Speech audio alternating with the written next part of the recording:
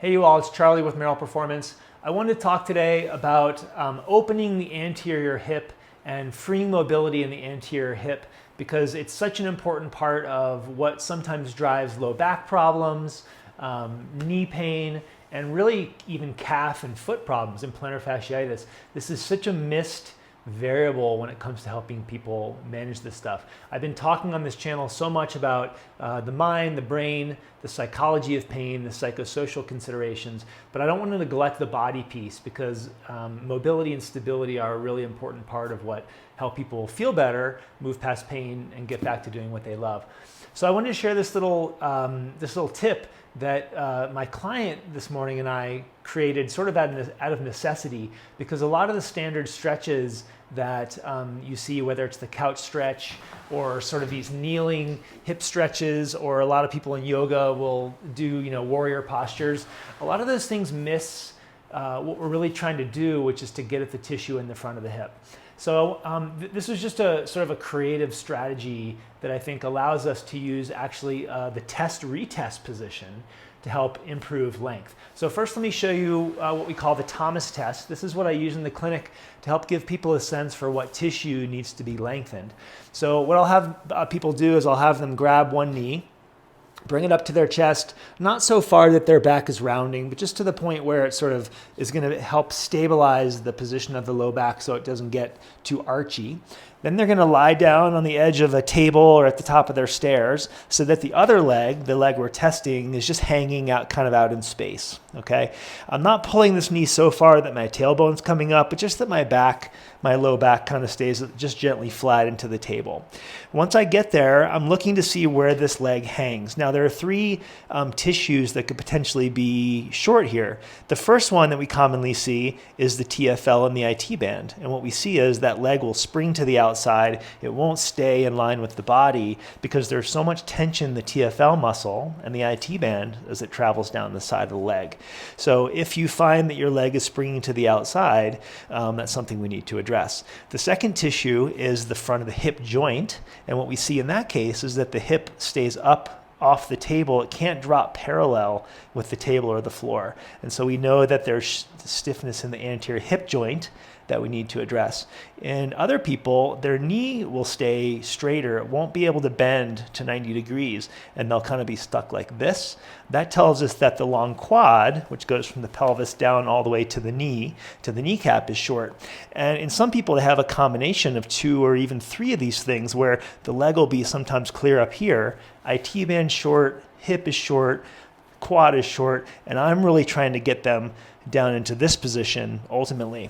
So generally when I see people in the clinic, I'll encourage them to ask a partner, training partner, someone at home, a spouse or a kid, to put them in this position and then do the sort of manual manipulation of encouraging that leg down into that position so we can see change.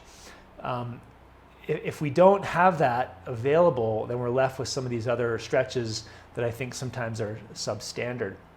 One of the most important things about this stretch is as you're taking the hip into extension, we want to make sure that the low back isn't going with it.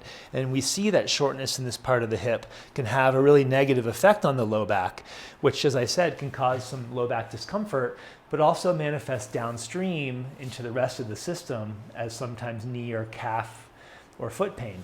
The other thing we see when this is really short is that if the hip can't extend for toe off, let's say with running, if the hip can't extend fully, we'll have early heel rise. So the heel will start to come off the ground sooner to propel us into the next step because we've run out of room here. And that means the calf muscle and the muscle on the bottom of the foot are experiencing more stress than usual, and sometimes people will have pain. And they would never think that the stiffness in the front of their hip would be responsible for that pain. So this is the solution that we came up with to help my single client this morning do this on her own. What I did here is I attached a band around the leg of my table, and you can do this around the leg of your dining table or a coffee table, anchor it somehow so that it can work for you. I'm going to actually attach it to my right leg so that the band is kind of pulling diagonally across, because in a minute you're going to see how that affects my hip position. I'm going to scoot to the end of the table, right to the edge.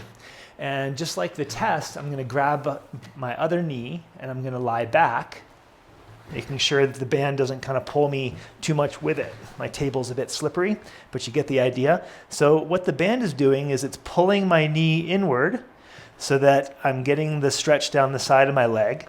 It's keeping my knee bent so that it can't straighten, so I'm getting that quad stretch as well. And it's keeping my thigh pulled down parallel with the table, so I can really get all three of those tissues at the same time, and I can just kind of relax and settle into this. What I recommend people do often is a little PNF, or contract relax, and the band also gives you the opportunity to sort of pull up, either by straightening your knee or pulling your thigh up to the ceiling to give a 5-second contraction, followed by a relaxation. And then you can drop back in, relax into that stretch again.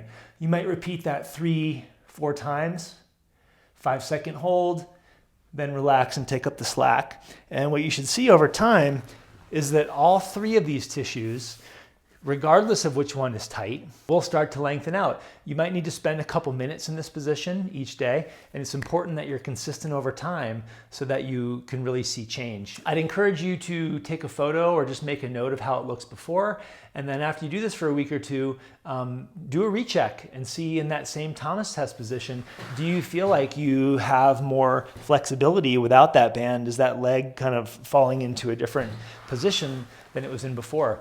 I think a few more details. I encourage people to do this when they're warm, usually after a workout, or at least when their soft tissues are warm and receptive to this. I wouldn't spend time doing this long hold, long duration stretch before you're going to go do something explosive or super active like running.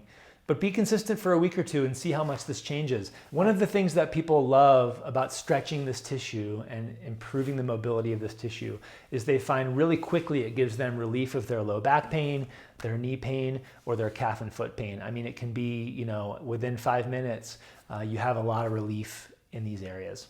You all, this is just one of many strategies that I offer in a new course that I'm building that's actually aimed at sort of lower leg and foot pain and plantar fasciitis, heel pain specifically. I'm in the middle of editing this course right now. It should be done within the next month. Please keep an eye on my social media channels for the release of that course. If you're interested in being on the list to be notified, just send me a message and I'll make sure that you're the first one to know. I'm really excited about this course because not only does it give you a number of self-tests to problem solve what's going on with the body piece, but I'm also going to be talking about the mind and the psychology piece of what really holds people back when they get stuck with calf problems, Achilles problems, heel pain, plantar fascia pain. So I think it's a comprehensive course that's going to allow you to go through and really identify the key variables that you might be missing, this being one of them, and then to be able to execute, mobilize, stabilize, and work on the other factors that are holding you back that you might have been missing all along. Please keep an eye out for my new heel pain course early in the new year. Take a second to share this, subscribe, share with a friend. Please comment and share your successes, or if you have questions about the details of this or anything else I talk about on my channel, I encourage you to reach out. Love engaging with you.